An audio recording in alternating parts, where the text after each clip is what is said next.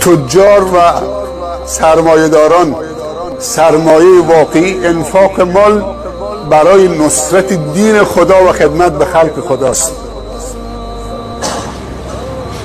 با مالی و امکانات و ظرفیتی که خدا در اختیار شما گذاشته فخر برای بندگان خدا مفروشید، سبب تواضع و فروتنی شما بشه. نیازهای جامعهتون خودتون برطرف بکنید.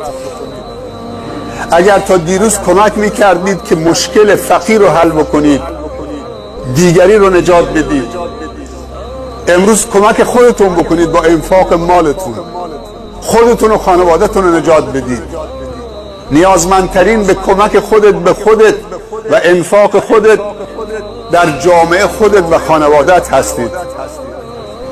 علما، تجار، اهل خیر، جوانا، اونایی که خداوند ظرفیتی بهشون داده، خواهرها، پدرها، ریش‌سفیدا، همه دست به دست هم بدید.